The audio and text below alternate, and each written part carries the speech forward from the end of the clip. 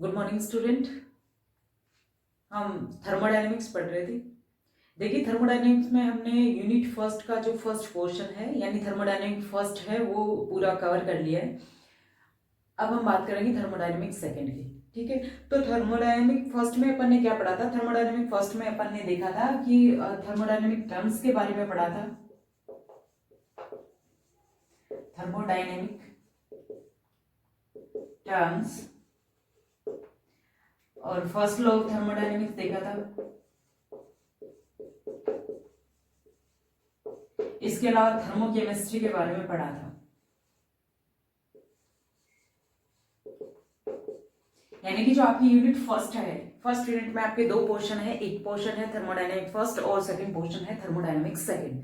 ठीक है, तो थर्मोडायनेमिक फर्स्ट जो है उसमें हमने ये सब पढ़ लिया था, यानी थर्मोडायनेमिक टर्म्स के बारे में पढ़ा था। सिस्टम क्या है, सराउंडिंग क्या है, टाइप्स ऑफ सिस्टम क्या है, प्रॉपर्टीज ऑफ सिस्टम क्या है, स्टेट फंक्शंस क्या होते हैं, पाथ फंक्शंस क्या होते हैं, थर्मोडायनेमिक प्रोसेसेस क्या होते हैं, वर्क और हीट क्या है, ये सब हमने देखा था। इसके अलावा हमने फर्स्ट लॉ ऑफ थर्मोडायनेमिक्स पढ़ा था। ठीक है, फर्स्ट लॉ ऑफ थर्मोडायनेमिक्स पढ़ा था। इसके अलावा इंटरनल एनर्जी एंथैल्पी क्या है और एक हीट कैपेसिटी से क्या मतलब है, कांस्टेंट वॉल्यूम पे हीट कैपेसिटी कैसे निकालते हैं, कांस्टेंट प्रेशर पे हीट कैपेसिटी कैसे निकालते हैं, जूल्स लॉ क्या है, जूल थॉमसन एक्सपेरिमेंट क्या है।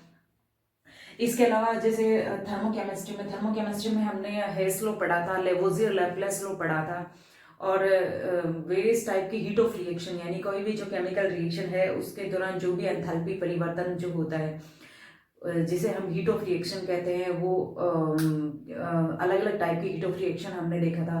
किरचॉफ इक्वेशन पढ़ी थी। किरचॉफ इक्वेशन यानी एक ही रिएक्शन जो होती है उसको अलग अलग टेम्परेचर पे अगर हम करवाएं तो उस दौरान जो हीट ऑफ रिएक्शन आएगी वो अलग अलग आएगी, लेकिन हम एक पर्टिकुलर टेम्परेचर पर, या ये कहें कि जो स्टैंडर्ड कंडीशन है उस कंडीशन में हम किरचॉफ इक्वेशन की हेल्प से स्टैंडर्ड कंडीशन में उस रिएक्शन के लिए हीट ऑफ रिएक्शन किस तरह से ज्ञात कर सकते हैं। तो आपकी यूनिट फर्स्ट का जो फर्स्ट पोर्शन है यानी थर्मोडायनेमिक फर्स्ट है उसमें इतना सारा हमने कवर किया था। आज हम बात करेंगे थर्मोडायनेमिक सेकंड के बारे में, यानी थर्मोडायनेमिक सेकंड में हम सेकंड लॉ ऑफ थर्मोडायनेमिक्स पढ़ेंगे, कंसेप्ट ऑफ एंट्रोपी पढ़ेंगे, इसके अलावा थर्ड लॉ ऑफ थर्मोडायनेमिक्स के बारे में पढ़ेंगे। ठीक है, तो देखिए इसमें थर्मोडायनेमिक फर्स्ट में जब अपन ने फर्स्ट लॉ ऑफ थर्मोडायनेमिक्स पढ़ा था तो फर्स्ट लॉ ऑफ थर्मोडायनेमिक्स क्या कहता है? फर्स्ट लॉ ऑफ थर्मोडायनेमिक्स ये कहता है कि जब भी फर्स्ट लॉ ऑफ थर्मोडायनेमिक्स एक तरह से एनर्जी कंजर्वेशन लॉ है। फर्स्ट लॉ ऑफ थर्मोडायनेमिक्स ये कहता है कि कोई भी थर्मोडायनेमिक प्रोसेस या फिर कहें एक आइसोलेटेड सिस्टम के में होने वाला जो भी एनर्जी चेंज होता है, या फिर कहें कि जो भी एनर्जी जो होती है, टोटल एनर्जी जो होती है वो क्या रहती है? कंजर्व रहती है। ठीक है, यानी कि जो एनर्जी है उसको एक फॉर्म से अदर फॉर्म में कन्वर्ट कर सकते हैं, लेकिन एनर्जी ना तो डिस्ट्रॉय होती है और ना ही एनर्जी क्रिएट होती है। यानी कि first law of thermodynamics energy conservation के बारे में एक्सप्लेन करता है। लेकिन फर्स्ट लॉ ऑफ थर्मोडायनेमिक्स की कुछ लिमिटेशंस हैं, यानी फर्स्ट लॉ ऑफ थर्मोडायनेमिक्स अपने आप में परिपूर्ण है लेकिन इसकी कुछ कमियां हैं, जिसकी वजह से उन कमियों की वजह से हमें सेकंड लॉ ऑफ थर्मोडायनेमिक्स की आवश्यकता हुई। तो आज हम बात करेंगे कि फर्स्ट लॉ ऑफ थर्मोडायनेमिक्स की कमियां क्या है। ठीक है, तो limitations of first law of thermodynamics. Limitation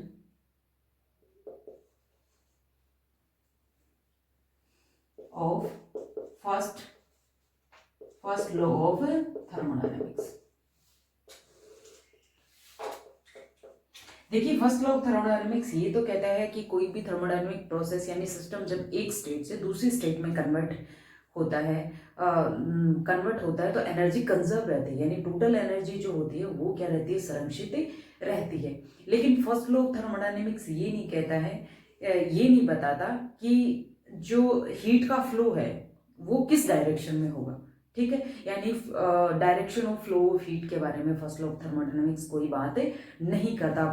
flow of heat की बात करूं, जैसे हीट के फ्लो के डायरेक्शन की मैं अगर बात करूं तो फॉर एग्जांपल जैसे कोई भी मेटल रोड है, मेटल रोड के एक सिरों को हम गर्म करते हैं तो थोड़ी देर बाद हम देखते हैं कि जो मेटल रोड है वो एक समान रूप से गर्म हो जाते हैं, यानी कि मेटल रोड का एक सिरा ठंडा है और एक सिरे को अपन ने गर्म कर लिया, लेकिन थोड़ी देर बाद अपन देखते हैं कि जो मेटल रोड है वो एक समान रूप से गर्म हो जाती है। ऐसा क्यों हुआ? ऐसा इसलिए हुआ क्योंकि हीट जो थी वो हाई टेम्परेचर से लो टेम्परेचर की तरफ फ्लो हुई, जिसकी वजह से क्या हुआ कि वो मेटल रोड जो है वो यूनिफॉर्मली क्या हो गई, हो गई, ठीक है, गर्म हो गई।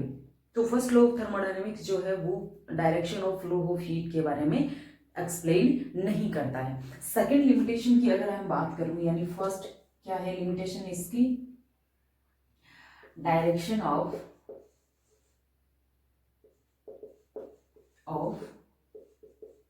Flow of heat not explained.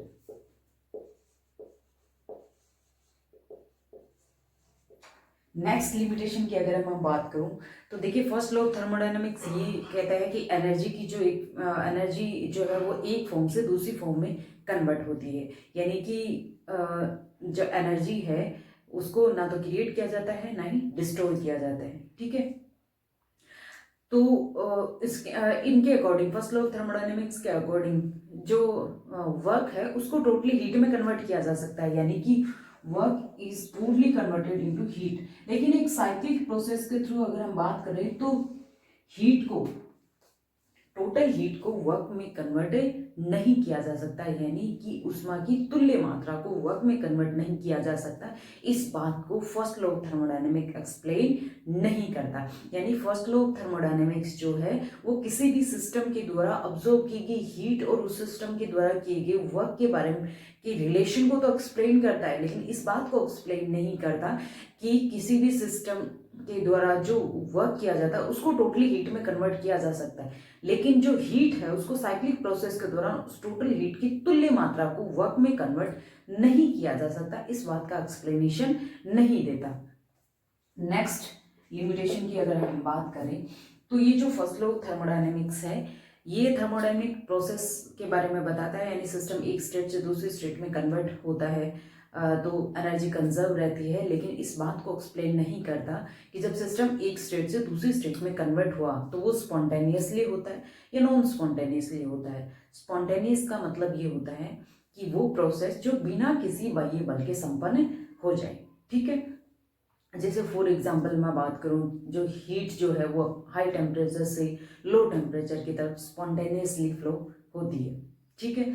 और इसी तरह से जो गैसेस की बात करूं, जो गैसेस जो होती है वो अपने हाई प्रेशर से लो प्रेशर की तरफ क्या होती है, डिफ्यूज होती है, स्पॉन्टेनियसली होंगी। इसी तरह से वाटर जो होता है वो अपवार्ड से डाउनवार्ड की तरफ फ्लो होता है, ठीक है। ये सारे प्रोसेस क्या होते हैं, स्पॉन्टेनियस होते हैं, ठीक है। अगर इन प्रोसेस को रिवर्स करवाएंगे, जैसे कि हीट को आप लो टेम्परेचर से हाई टेम्परेचर की तरफ फ्लो करेंगे तो आपको एक्सटर्नल फोर्स की रिक्वायरमेंट होगी, एक्सटर्नल वर्क की रिक्वायरमेंट होगी। इस बात को first law of thermodynamics explain नहीं करता है, ठीक है। तो ये थी फर्स्ट लॉ ऑफ थर्मोडायनेमिक्स की लिमिटेशंस, जिसकी वजह से हमें सेकेंड लॉ ऑफ थर्मोडायनेमिक्स की आवश्यकता हुई।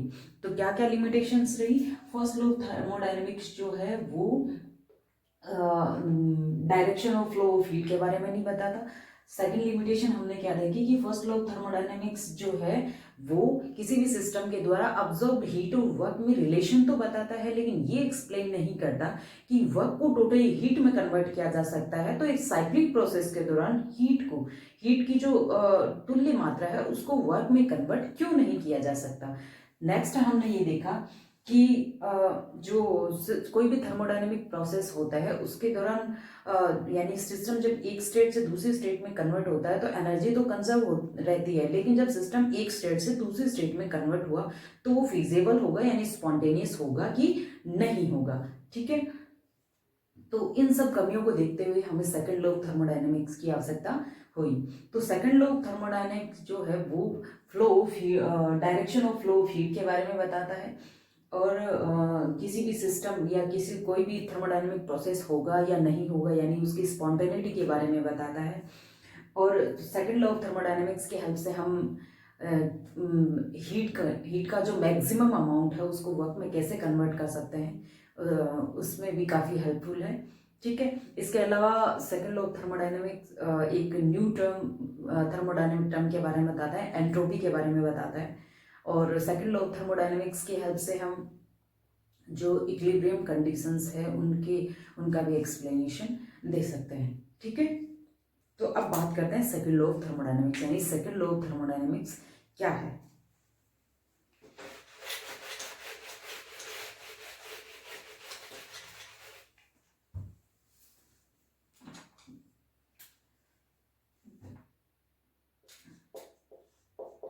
सेकेंड लॉ ऑफ थर्मोडायनेमिक्स, देखिए सेकेंड लॉ ऑफ थर्मोडायनेमिक्स के बारे में अलग अलग साइंटिस्ट ने अलग अलग डेफिनेशन दी है।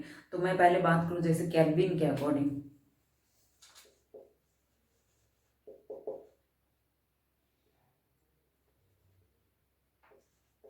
अकॉर्डिंग टू केल्विन, केल्विन ने क्या बताया, केल्विन नामक साइंटिस्ट ने ये कहा कि किसी भी हाई टेम्परेचर के हीट रिजर्वायर से, यानी हाई टेम्परेचर के हीट रिजर्वायर से लो टेम्परेचर के हीट रिजर्वायर को कुछ एनर्जी ट्रांसफर किए बिना, कुछ हीट ट्रांसफर किए बिना किसी भी साइक्लिक प्रोसेस में उष्मा को वर्क में कन्वर्ट नहीं किया जा सकता। यानी कुल मिला के सेकेंड लॉ ऑफ थर्मोडायनेमिक्स ये कहता है कि उष्मा को की तुल्य मात्रा को वर्क में कन्वर्ट नहीं किया जा सकता। किसी भी सिस्टम के द्वारा जो अब्जॉर्ब्ड हीट होगी उसकी कुछ मात्रा का हनन हुए बिना कुछ मात्रा जो होगी वो डिस्ट्रॉय होगी, और तभी उष्मा को क्या होगा, वर्क में कन्वर्ट किया जा सकता है। इसी तरह से क्लासियस नामक साइंटिस्ट ने भी सेकेंड लॉ ऑफ थर्मोडायनेमिक्स के बारे में कहा। क्या कहा उन्होंने, स्पॉन्टेनिटी के सेंस में कहा। उन्होंने ये कहा कि कोई भी जो प्रोसेस है, या फिर ये कहें कि हीट को अगर आपको लो टेम्परेचर से हाई टेम्परेचर की तरफ ट्रांसफर करना है, यानी हीट जो हाई लो टेम्परेचर से हाई टेम्परेचर की तरफ ट्रांसफर होगी तो बिना किसी बाह्य बल के ट्रांसफर नहीं होगी, यानी बिना किसी बाह्य बल के हीट को लो टेम्परेचर से हाई टेम्परेचर की तरफ फ्लो नहीं किया जा सकता, हीट को ट्रांसफर नहीं किया जा सकता। नॉर्मली ये नेचुरल प्रोसेस है कि हीट हाई टेम्परेचर से लो टेम्परेचर की तरफ तो ट्रांसफर होती है, लेकिन अगर आप हीट को लो टेम्परेचर से हाई टेम्परेचर की तरफ ट्रांसफर कर रहे हो तो बिना किसी एक्सटर्नल फोर्स की, एक्सटर्नल वर्क की ये पॉसिबल नहीं होगा। ये किसने कहा, क्लासियस ने कहा। ठीक है, तो ये थे सेकंड लॉ ऑफ थर्मोडायनेमिक्स। आज के लिए इतना ही, बाकी नेक्स्ट लेक्चर में। Thank you.